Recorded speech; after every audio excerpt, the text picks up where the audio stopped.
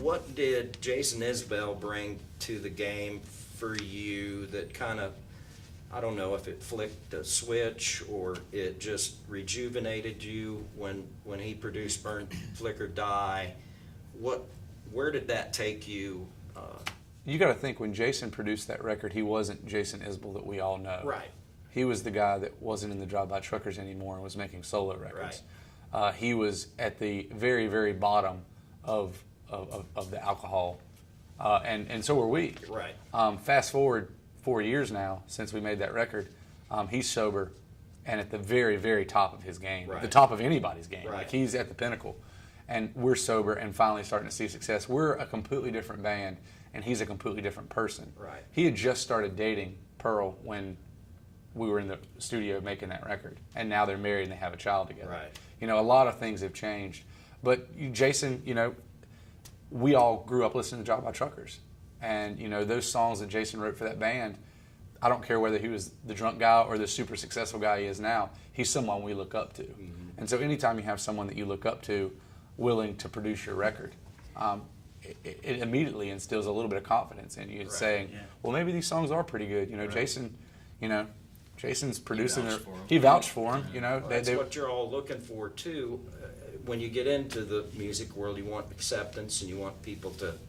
For sure, and it's really nice when the person that really inspired you to start writing songs tells you that your songs are pretty good. Exactly. That's a neat feeling, and but yeah, it really inspired us at that point in time, and it's only inspired us to do better. You know, watching folks like Jason get his life together really encouraged all of us to clean our acts up, because that ends only one way. You know, when you start going down that rabbit hole of substance abuse, it never ends pretty. Right. You know, it always ends terribly. And so we kind of pumped the brakes and focused on our career and said, let's just focus on making really good records and putting on the best live show we can, and not worry about, who can get the drunkest every night. I think that Jason taught us what a producer actually does, and that is creates an environment for creativity.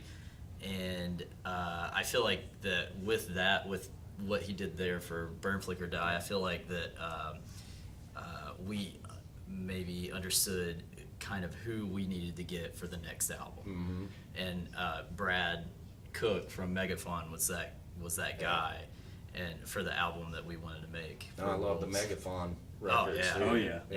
Yeah, Brad, the Megaphon stuff, the Sharon Van Etten, the His Golden Messenger stuff that he's been doing, everything he's touching. William Tyler. Yeah. It shows Brad's really good at creating an environment that's conducive to creating things. It was one of those things where, Brad was one part producer, one part like spiritual shaman. Like he kind of came in the first day with a list of things, like a checklist for us to read every morning. And it was like, number 1, you are a good band. Number 2, believe in yourself and take chances. It was really more of a. It was like that feel-good sports movie of the summer where the coach, grabs the. Yeah, it was Remember the Titans only for an indie rock record, It's the musician's serenity prayer. Yeah, exactly. He really inspired us to make a really great record, and we always joke about it, call him the spiritual shaman or the Vision Quest leader. But he really helped us kind of get in tune with what we wanted to be as a band. And we didn't want to be the band that was pretty good for being as drunk as they were. We wanted to be a really great band. Yeah. And he kind of really helped dig down and pull it out of us. We got to get some new shoes and a little bit more per diem. Yeah.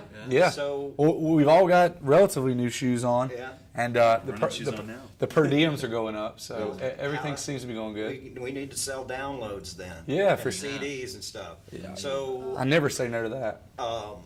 Find you on iTunes? Yeah, the best way to find us is just go to our official website, AmericanAquarium.com, and that has a link to Facebook and Twitter and Instagram and iTunes.